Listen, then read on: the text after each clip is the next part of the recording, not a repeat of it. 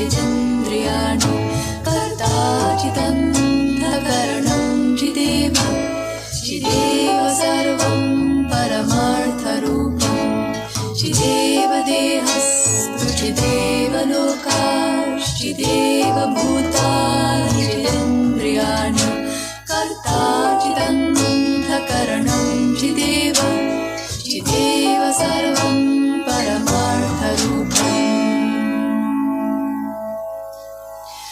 As a human I live in a body made of flesh, bones and blood of the earth. There's a fire and water within me and the air that I breathe of the world. And I know deep within me I live on and on like the waters of life and the salt in the sea. I live on and on, but I don't yet know where the waters of life and the salt of the sea they dissolve. There's a wind and it blows and it thunders, and the rains come and go on the plains. Once I saw you there standing before me, and now I am here all alone.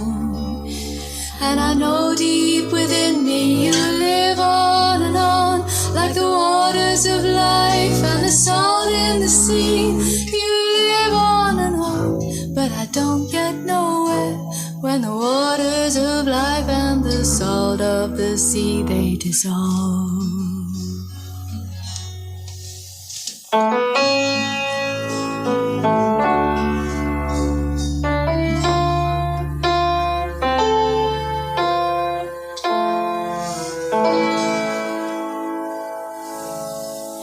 When I die while you're alive, where am I? When I die while you're alive, where am I? Chideva dehastu chideva lokash chideva bhutani chitindriyani karta chidantakaranam chideva chideva sarvam paramartharupam.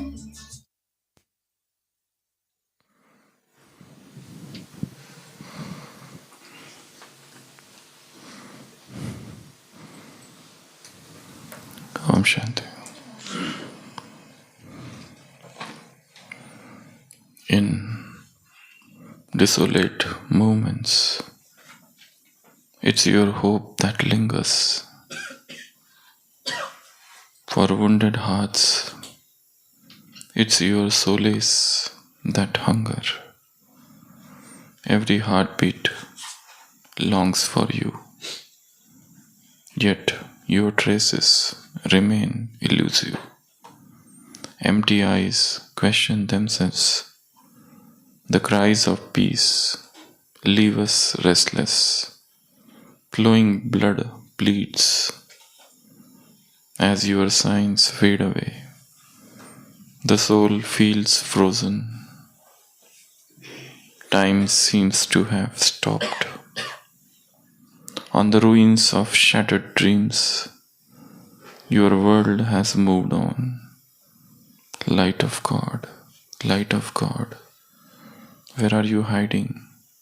Tell us now. Light of God, don't turn your gaze away from us like this. Light of God, tell us, where are you these days?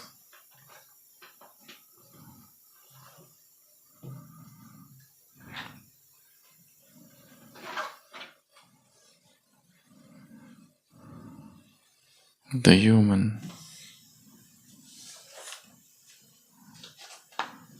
kind is suffering, and there is pain in every heart.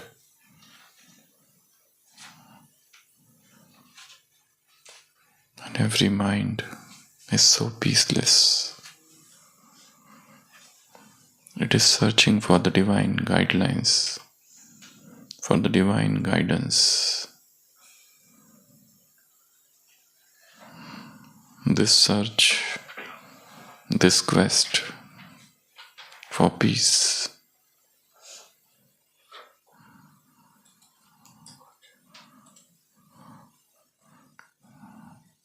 This suffering.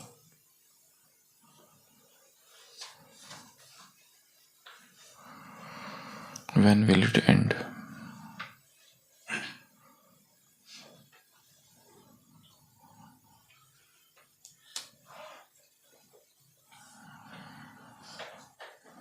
The search is going on, but they are searching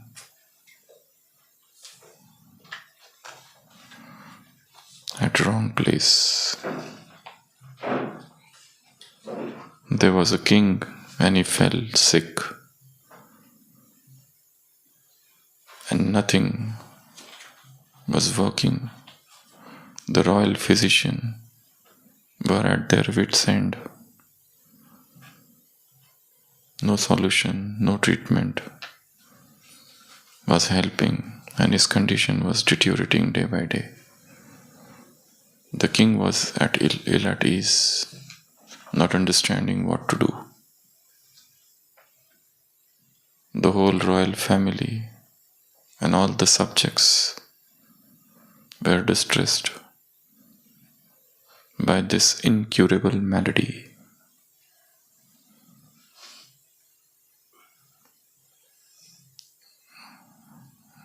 Myriads of treatment were tried, but everything failed.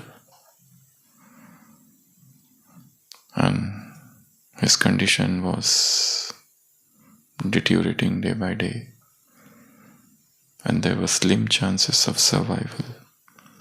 The king was on his deathbed. And then somebody suggested to call a sannyasi who has strong healing power. And he came.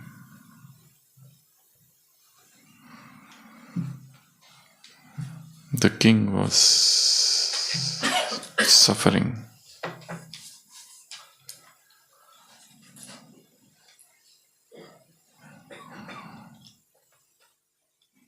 Deteriorating. The monk suggested that it's not possible that the king would survive.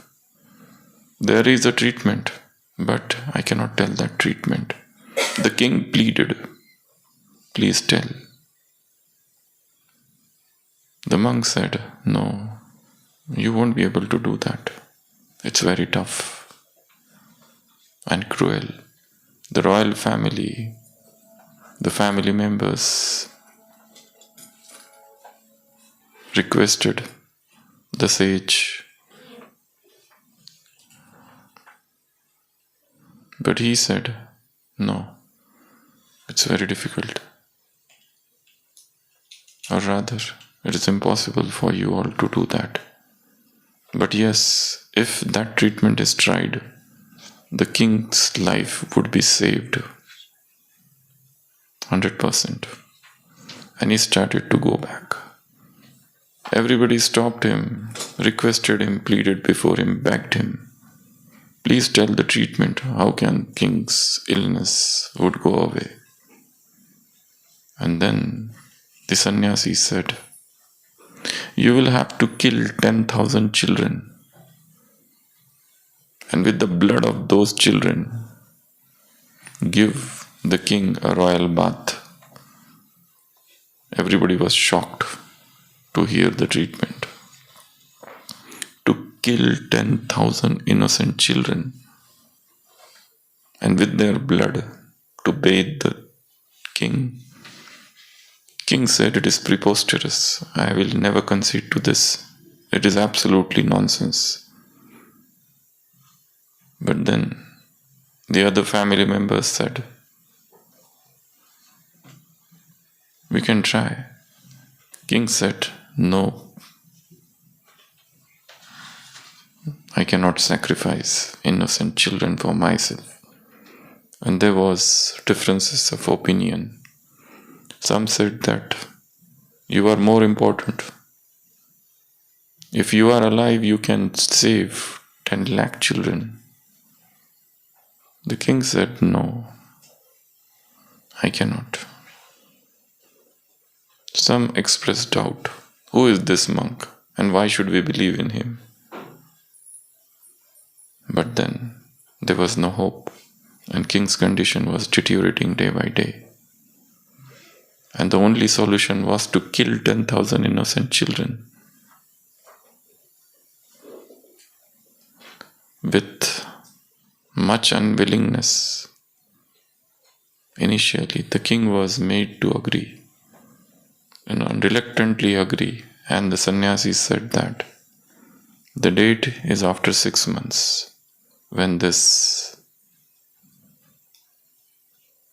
blood bath ceremony should be done.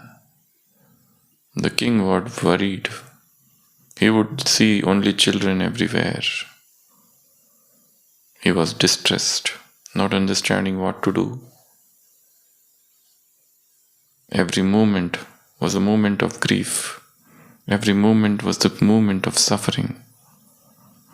And then that day came, and all those children were brought. The parents of the children prayed that king should get okay before the children die. Some said that what sort of king is this? Some were angry with him. Some revolted. And there was utter anarchy. But it was the royal order which they cannot disobey. And those children were brought. And looking at the children, the king was so distressed. He said, no, let me die. I cannot let these children die. I cannot kill these children. And he came running. And behold and lo, the king was cured.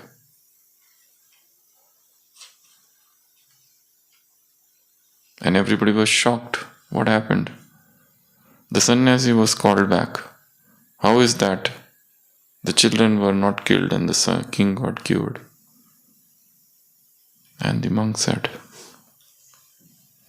the king was so obsessed with his illness that he could not think of anything else. And last 6 months, he went outside of himself,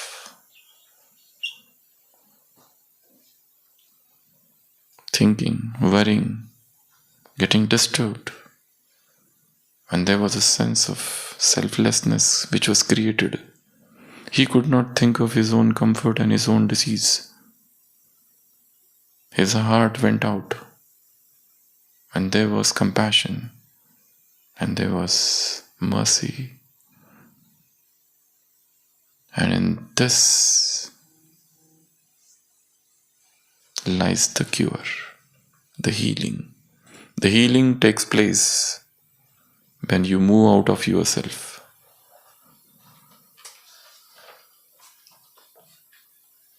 The healing takes place when the selfishness is dropped. The healing takes place when you start thinking of others. In serving others, you serve the self. The healing takes place when the preoccupation with the disease goes away. It's the mind that was sick. Body is just the reflection of the mind. Soul and body are just one unit. One affects the other. This Murli explores the depth of spiritual healing, and the greatest power that brings the healing is silence. Silent the inner chatter and the healing starts. And Baba said, you are the spiritual scientist. In your laboratory, do this research on the power of silence. Just as you have power of science, which creates, which destroys.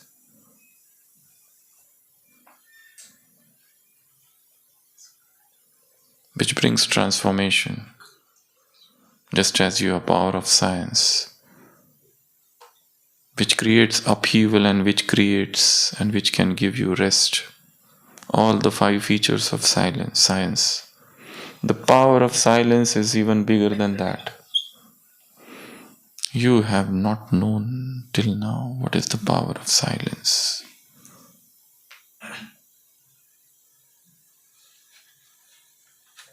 It is the biggest treasure.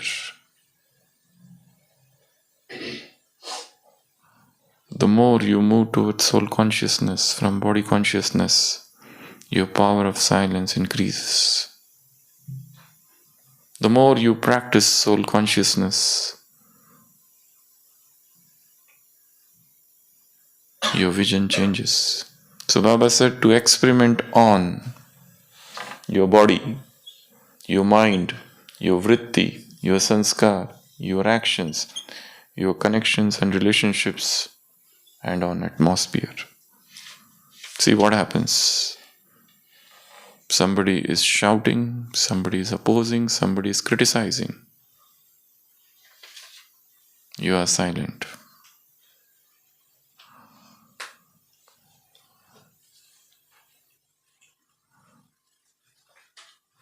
Silence is the best answer to all the abuses. Silence has got the greatest power. So do the experiments, create a laboratory, a thought lab. Your life should become a laboratory, an experiment, and see. If there is an illness, experiment with the power of silence. Silence has got healing power.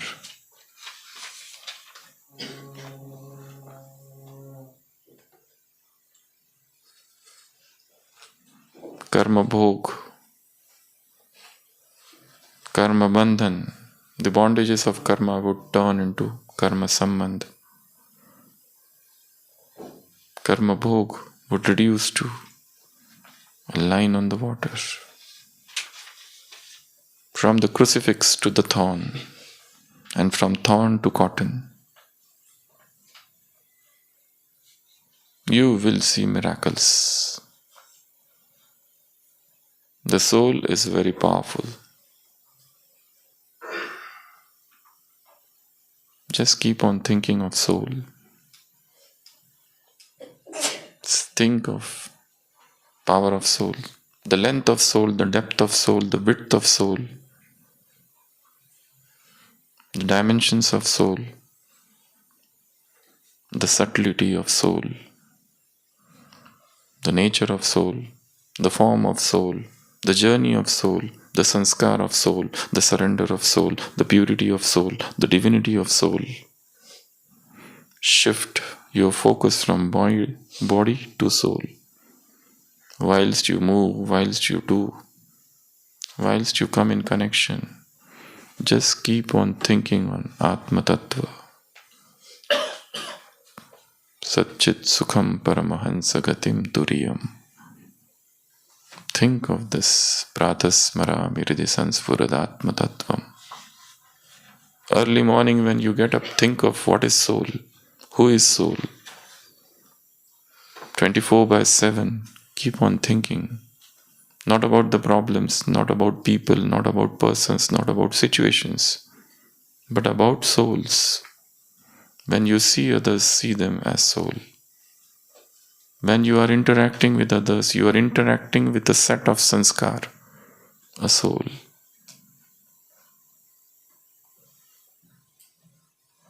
Such a paradigm shift in the consciousness would bring metamorphosis.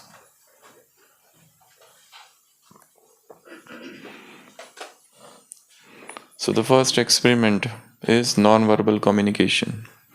If there is a person and if you want to tell him something, don't do any verbal talk. Just communicate in the mind. Send some vibration, send some message to him. Mental telepathy.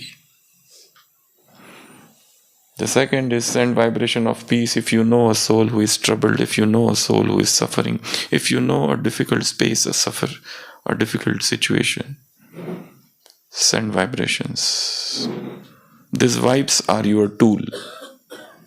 The spiritual tool, Shiva Sankalp. It can travel faster than wireless. The third work is soul to soul connection. Whilst you move along and you see people, see them as soul. The moment you see body, try to understand the connection between soul and body. Think of it, churn it, visualize it. This formless soul, this incorporeal soul, think where it is, from where it has come, where it is residing, how it is the doer. Think, doubt, experiment, research. The life should become a laboratory where you keep testing. You are soul conscious, what happened? You are body conscious, what happened? So that's the first work. Cleansing negative energy. Think of your mind as a sky. And negativity are the clouds. Watch as a detached observer and the clouds fade away. And the clouds vanish into thin air. Conduct self-experiment. Experiments of silence. The inner silence should remain undisturbed. No matter what situations are coming. Baba said these obstacles, they increase the lagan. Your intensity. Let them come. You remain unperturbed. Silent walk. A silent stroll. Just move along. Without speaking, without saying anything. In the company of nature. Observing things as they are. Go out. Watch the mountains, the sea, the ocean, the streams, the pond, the lake, the river, the trees, the greenery, the bushes, the clouds, the stars, the moon, the silent gush of air. Feel the butterflies. Touch the tree, touch the leaves, feel the flowers. The nature is so silent. Everything is so perfect. The nature is not shouting. It teaches by his practical proof. Write a peace legacy letter to future generation. What is your message to future generation? Think of that. In this Murli, there are 3 more things. Baba said, the souls will come to you and they will see you as Shanti Avatar.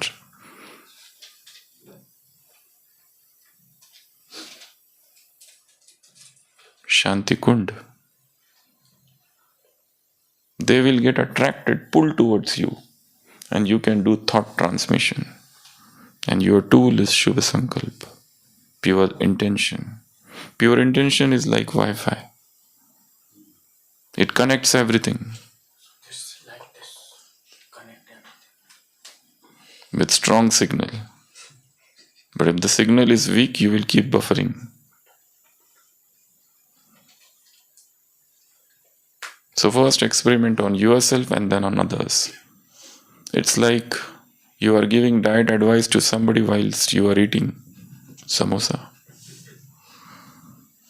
It's like a doctor who is like saying to the patient that I will operate on you. I have watched the entire surgery on YouTube.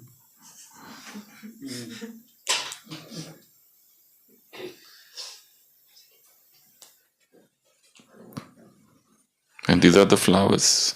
If I am successful, they are for me. And if not, they are for you.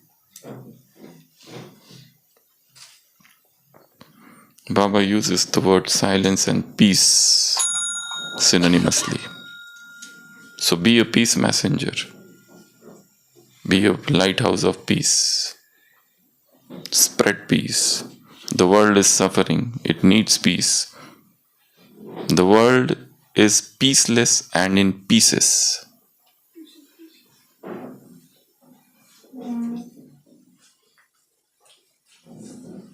Send vibes. You have this tool. You are the Pandav Sena and Shiv Shakti. You are spiritual soldier. And Baba has come to see how powerful you are, how much ever ready you are, and how much you can brandish your spiritual